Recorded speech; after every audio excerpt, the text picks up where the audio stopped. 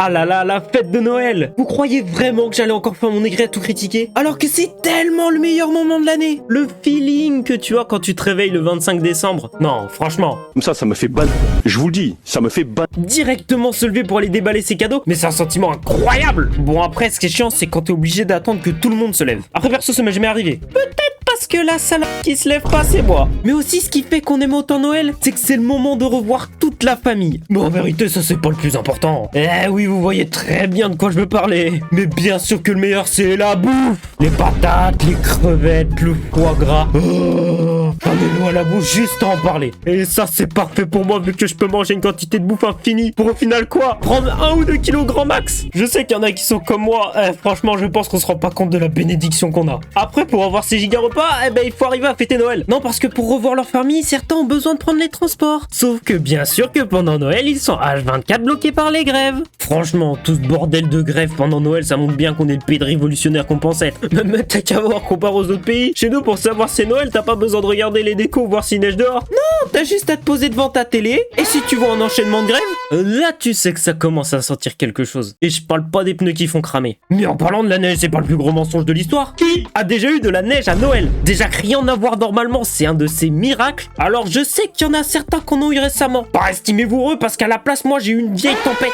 Et j'ai quand même dû aller en cours. Mais surtout, j'ai dû attendre le car sous la pleine tempête. Parce qu'ils sont incapables de nous trouver un arrêt de bus avec un putain de toit de merde. Après, la neige, ça reste cool. Louper des cours pour aller jouer avec ses potes dehors, ouais, j'aime bien le concept. Dommage que ça arrive qu'une ou deux fois dans une vie. Et ça, c'est pas la seule chose qui est rare. Le matin de Noël, tu te lèves, tu vas tranquillement vers le sapin. Et là, tu vois qu'il n'y a pas de cadeau. Alors, il y a deux réactions possibles. Soit tu pètes un câble car tu penses que le Père Noël t'a oublié, soit tu regardes tes parents et tu comprends. Je pense que là, j'ai rappelé de très bons souvenirs à certains. Ah bah, quand on vous dit qu'il faut pas être des connards, hein, pas comme ces profs qui mettaient des DM pendant les vacances de Noël. Non mais sérieusement, allez vous faire foutre. Et comme Halloween, Noël, c'est le moment parfait pour surfer sur une tendance. Et tout le monde s'y met. Après, quand t'es petit, c'est pas pour te déplaire. C'est vraiment la seule période de l'année durant laquelle t'es heureux pour aller faire les magasins. En même temps, les supermarchés, ils sont pas cons. Ils te font un giga rayon jouet et ils te le mettent bien au début pour être sûr que les enfants le voient bien, histoire d'acheter 2-3 cadeaux. Après, je trouve ça con de connaître ce que tu vas recevoir quand t'es petit, surtout quand ton cadeau c'est une Play ou une boîte de Lego incroyable. Ouais, mais ça c'est quand t'as des cadeaux. Bah ouais, à force de grandir, on te donne directement de la thune. Et à chaque fois avec les mêmes messages de merde sur le fait que c'est important d'en avoir un peu de côté pour ses études ou je sais pas quoi. Et puis t'étais là avec ta gueule de con à faire semblant d'être d'accord. Alors tu savais très bien que dès le lendemain ça allait partir dans un jeu. Et donner des tales à Noël, ça c'est bien un truc de grands-parents. Et en parlant de ça, je me rappelle que j'avais un enchaînement de baisers. Le soir du 24, j'étais chez ma tante avec un côté de ma famille. Le lendemain matin, bah c'était le matin de Noël chez nous. Et après, on partait direct chez mes grands-parents de l'autre côté pour encore fêter Noël. Oui,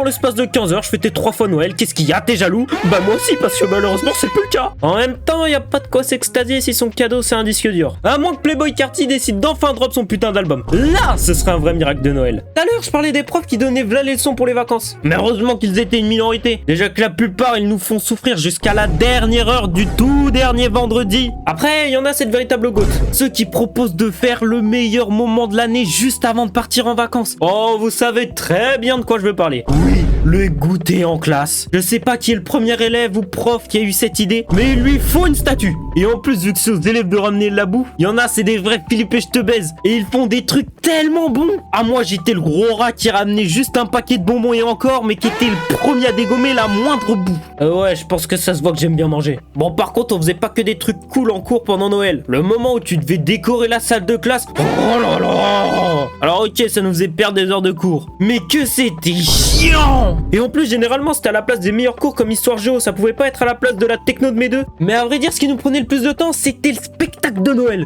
Oh purée que c'était chiant. Alors oui, encore une fois, ça nous faisait perdre v'là les heures de cours. Mais putain que c'était de la merde. Et puis franchement, c'était toujours les mêmes musiques de merde. Bon, il y avait quand même un truc qui était cool. C'était les visites de marché de Noël. Bon, j'en ai jamais fait avec l'école, mais on en faisait avec le périscolaire. Sauf qu'il y avait aucun de mes potes qui était, donc j'étais tout seul. Mais ça m'a pas empêché de m'amuser et de faire le gros golemon. Mais pas trop quand même. Ah bah t'avais juste le droit à faire un tour de manège et peut-être un bonbon ou une crêpe, ça dépend. Tu pouvais même pas aller voir ce gros lard de Père Noël pour le menacer de bien amener tes cadeaux. Bon, Bon, après, pour en avoir, faut un sapin. Et je suis sûr, on a parmi vous qui se cassait le cul avec un vrai sapin. Alors que l'élite a un sapin synthétique qui peut servir pour 20 ans. Bon, à force, t'as l'impression qu'il te supplie de le jeter tellement il ressemble à rien. Mais c'est pas parce que tu ressembles à Michel Barnier qu'on va te jeter, mais il est fou, lui. En parlant de fou, ça devait être notre état quand on voyait la télé du Père Noël débarquer. Je sais pas si c'est un truc que vous avez vraiment connu, mais à chaque année, à Noël, elle popait comme ça, et bien sûr que ça diffusait des dessins animés en boucle. Ah bah là, c'était une véritable guerre avec les darons pour savoir qui allait posséder le monopole de la télé. Non, parce que les vieux téléfilms de Noël qui passaient l'après-midi, ça va 2 minutes. Ah, et j'y pense, TF1 a quand même mis Le Diable s'habille en Prada à cette horaire comme si c'était un vieux film tout moisi alors que c'est une putain de masterclass. En parlant de masterclass, les matchs de sport durant Noël, oh là là là là, les bangers. Que ce soit en NBA, en NFL ou en Première Ligue, là, y a pas qu'à table qu'on mange bien. Sur ce, je vous donne rendez-vous pour les prochaines vidéos qui arrivent très très vite.